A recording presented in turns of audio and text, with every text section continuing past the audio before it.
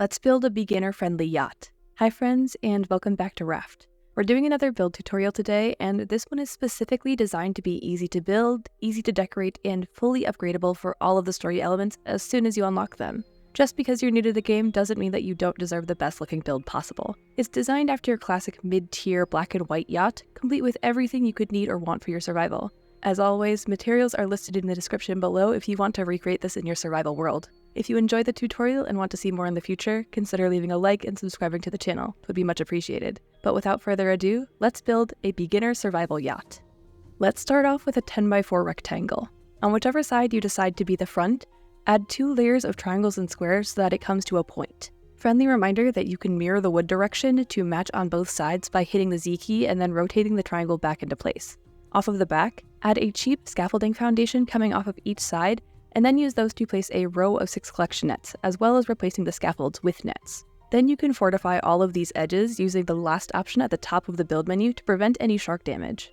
In the front, add 2 layers of standard roofing along the diagonal lines until they meet in the middle. On the back, add 2 layers of standard roofing on either side so that there's a 2 wide gap in the middle and everything is angled towards the front.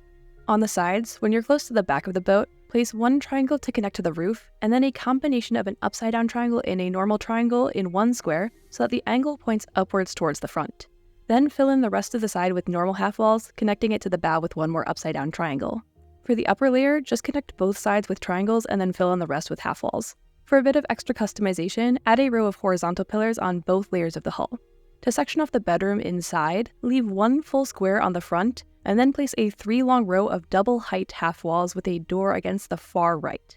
Then go in and fill in the roof using your preferred method of either horizontal pillars, which is easier but more expensive, or by utilizing the floating floors glitch, which is accomplished by putting 2 windows down, building triangles all around it, and then individually destroying the windows to leave a roof at a reduced cost. In the main bulk of the hull, leave 3 squares from the center of the bedroom wall so that the ladder can be placed 4 squares in and 1 square out from the corner. Cut a hole in the ceiling so that the ladder climbs up diagonally to the main deck, which you can then ring with expensive fences, leaving the back open.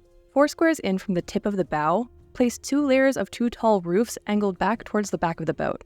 Connect the bottom layer of the roofs with a triangle and then 6 half walls on either side. On top of that, add another triangle, 3 windows, and then 2 more paired triangles angled so that the triangles point down towards the back of the boat. Place 1 more upside down triangle off the back of those.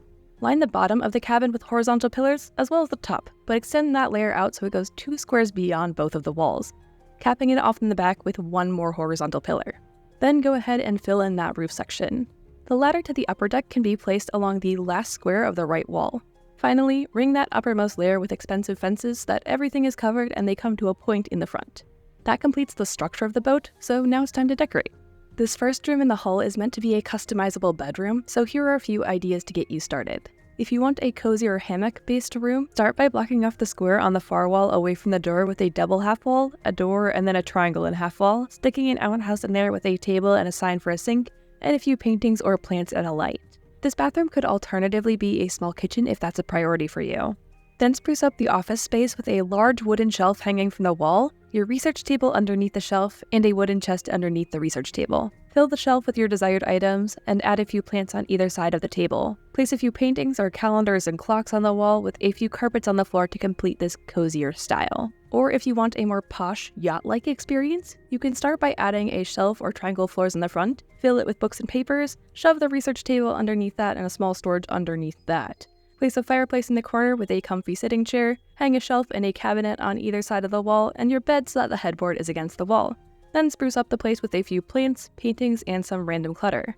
For those who are new to the game and are confused by all of this stuff and how I'm making it and how to use it, check out tip 59 of my 101 Raft tips for a bit more insight. That series can probably also answer a ton of your other questions too.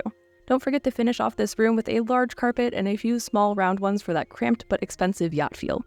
With the fun aesthetic decorations out of the way, let's make this raft fully livable. Start by blocking off a 3x3 area with cheap fences right behind the bedroom wall. I like to put a gate in the middle of the corridor side, but that's optional. Fill in that sectioned off area with grass plots to keep your animals happy. Behind the ladder we placed earlier, you can fit your advanced water purifier if you're earlier in the game, or if you've unlocked the electric purifier, that also fits here.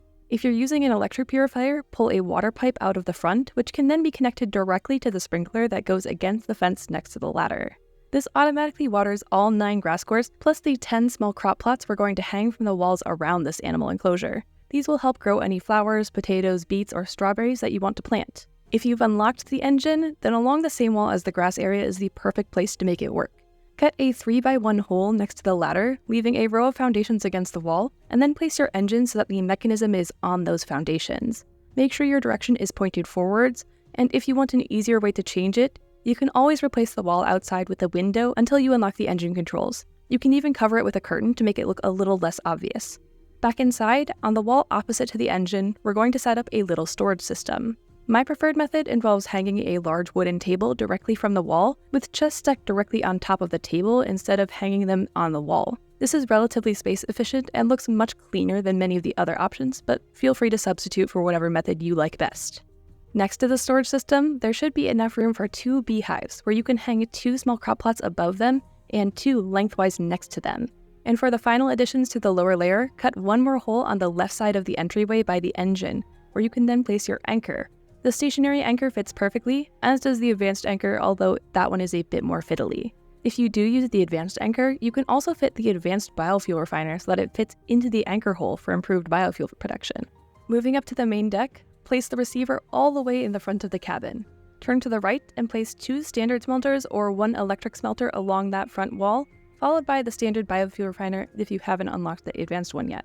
On the back side of the boat, add 1 antenna on either side on top of the railing. The last one goes all the way at the front of the bow. You can't convince me that a yacht wouldn't be having a pool party level grill setup, so we're going to build a bar out of a long cabinet with a few bottles, mugs, and accoutrements, along with some stools. The grill goes at an angle, and finally, a beach towel carpet that I would highly recommend painting with stripes. For the last functional touches, way up on the top of the boat, add your steering wheel and engine controls if you've got them, or a sail if you're not quite there yet. This open space at the back makes the perfect place for a windmill once unlocked, as the raised surface means that batteries will charge faster. And with all of that placed, don't forget to light it up with a hearty amount of lanterns and customize it to your liking with a nice coat of paint. I like the classy black and white and gray with the railings, but experiment with your own preferences. And that's how you build a beginner-friendly and fully upgradable raft that will carry you from your first day all the way through the story if you so choose. It is designed with single player in mind, but it's not that resource intensive, and it has plenty of room for everything you should need. If you're looking for other raft builds with multiplayer in mind, check out this playlist. I've made quite a few of them. I think the next tutorial will be a late game galleon from Sea of Thieves, so stick around if you want to see that. Feel free to ask any questions about the build in the comments below, and check the description for a full list of materials so you know what you'll need to gather. Anyways, I think that's it for me for now. I hope you enjoyed. Please consider leaving a like if you did, and consider subscribing if you haven't already. Really helps me out. I hope to see you all again soon, but until then, have a great day.